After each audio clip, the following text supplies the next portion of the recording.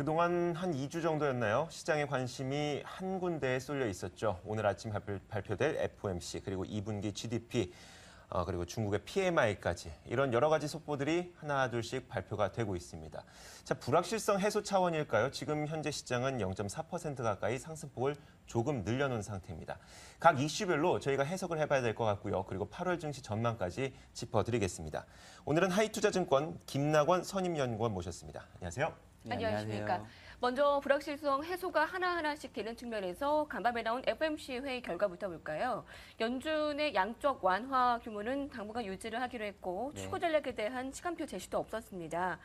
지난번에 얘기했던 것과 비슷하게 언급이 됐는데 아마 지지난번에 얘기를 조심스럽게 하지 못해서 충격이 있었던 것을 감안했을 때 기자회견도 없었고 아무래도 말을 좀 조심스럽게 한 것 같습니다. 큰 기조가 없었던 이런 모양새를 어떻게 확인할 수가 있습니까?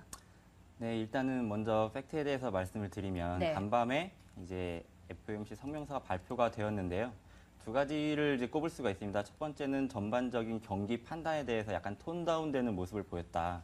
과거에는 약간 완만하게 경기 성장이 이루어지고 있다 이렇게 얘기를 했었던 반면 이번에는 약간 톤 다운을 해서 다소 완만하게 성장을 하고 있다 이렇게 얘기를 했고요. 그게 영문으로는 모더레이트에서 모데스트라고 예, 얘기를 맞습니다. 했는데요. 예. 그러면 다소 완만하게면 조금 경제가 좀 좋아지다가 그게 좀 완만하다. 너무 다소 완만해졌다라고 그러니까 이제 평가가 되는 겁니까? 상승 속도가 네. 그 예전에 판단하던 것보다는 좀 더 느리게 가고 있다 이렇게 그렇군요. 판단을 하고 있다고 보면 네. 되실 것 같고요.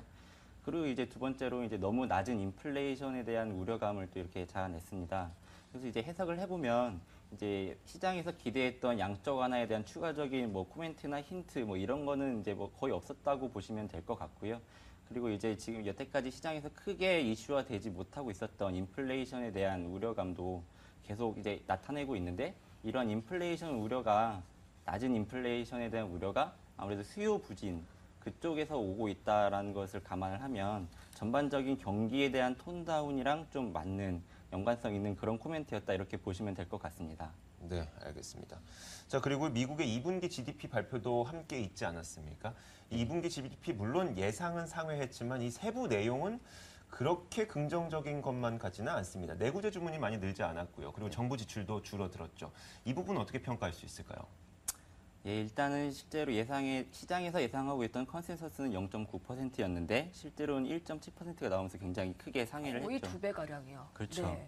근데 이제 이게 크게 의미가 없는 것이 이번에 GDP를 이제 계산하는 방식이 약간 달라졌고 네. 그리고 그것보다 무엇보다 중요한 것은 1분기 GDP 성장률에 대한 그 예전에 수치가 많이 하향된 게 아무래도 크게 작용을 하면서 네. 아무래도 1분기에 성장이 낮아졌다고 하면 그만큼 기저효과가 있어가지고 그만큼 다시 2분기는 늘어나는 모양새로 네. 나타날 수가 있고요. 그리고 이제 전반적으로 해석을 해보면 여전히 정부 지출이나 소비 측면은 예전에도 안 좋았고 이번에도 더 안 좋은 모습을 보였다고 평가를 할 수가 있고요. 그리고 이제 여태까지 미국의 GDP를 어느 정도 지지해줬던 요인이 그 주거 관련된 투자였습니다. 이번에도 투자가 굉장히 많이 늘었는데 거의 대부분 주거 관련된 투자였고요.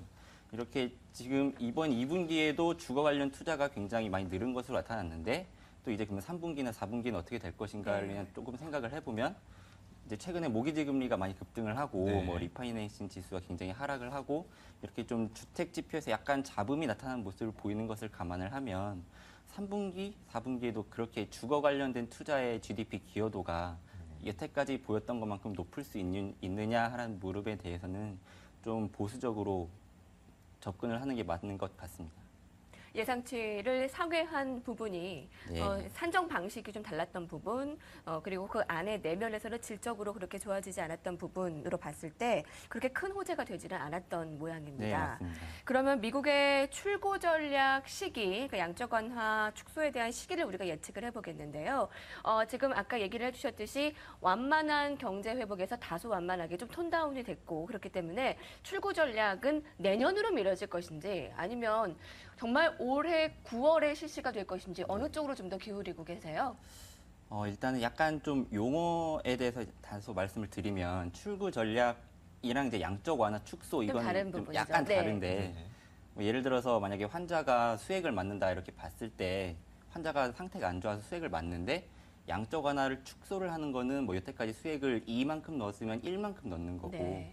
출구 전략이라고 하면은 이제 수익을 빼고 퇴원하고 그렇게 판단을 한다고 보면은 싹쏙 들어오네요. 예, 그러면은 이제 이 양적완화 축소랑 출구 전략은 그렇게 좀 다른 방식으로 접근을 해야 될 것 같고 출구 전략은 네. 금리를 올리는 거 이렇게 판단을 해야 될 것 같고요. 이제 9월이나 12월 지금 굉장히 컨센서스가 둘 중으로 갈리고 있습니다. 근데 뭐 지금 현재 상태로서는 뭐 9월에 할 것이다, 12월에 할 것이다라는 뚜렷한 그것을 판단할 수 있는 변수들이 딱히 있는 상태는 아니거든요. 지금 미국 그 페드에서 이제 경기 지표, 실업률이나 그런 지표들을 감안을 해서 이런 것을 정할 텐데 이제 앞으로 뭐 이번 주에 있을 뭐 고용이라든지 실업률 그리고 이제 뭐 다음 달에 나오는 실업률 이런 것도 같이 고려를 해봐서 그때 그렇게 이제 결과가 발표가 되면 그때 또 시장의 기대는 굉장히 급변할 수가 있고요. 그리고 무엇보다 중요한 거는 이제 9월이냐 12월이냐 이 차이가 그렇게 크지는 않을 것 같습니다. 시장에 미치는 영향이. 왜냐하면은 만약에 9월에 FOMC에서 출구 전략을 아니 양적 완화 축소를 실시를 하겠다. 그러면 9월에 하는 거고 9월에 안 하겠다라고 하면은 거의 대부분 12월에 할 것이다 이렇게 네. 다들 생각을 할 거기 때문에 연내로. 9월에 그 FOMC가 실제로 발표가 나오면 결국에는 양적 완화 축소에 대한 시기와 관련된 불확실성은 9월에 해소가 된다 이렇게 볼 수가 있고요.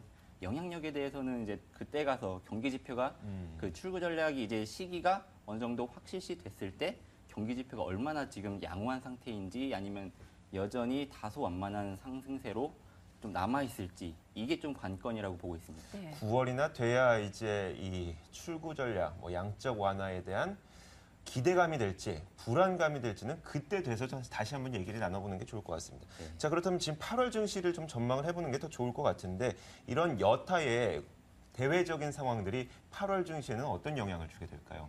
일단은 뭐 여태까지 그래왔던 것처럼 양적 완화 관련된 심리가 가장 중요할 것 같고요.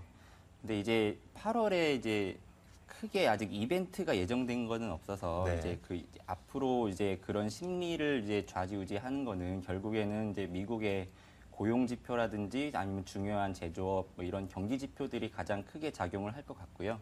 여태까지 거기에서 이제 가장 관심을 갖고 가져야 하는 것은 아무래도 미국의 인플레이션 기대 심리인 것 같습니다.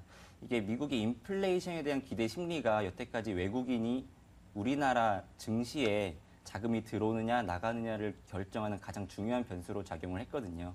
그러니까 인플레이션 기대 심리라는 것이 결국은 미국의 내부적인 수요랑 그리고 유동성 이것을 총괄하는 지표이기 때문에 미국의 인플레이션 기대 지수가 기대 심리가 이제 향후 이제 실업률이라든지 그런 경기 지표들과 관련돼서 어떻게 움직이는가를 좀 주목을 하셔야 될 것 같습니다.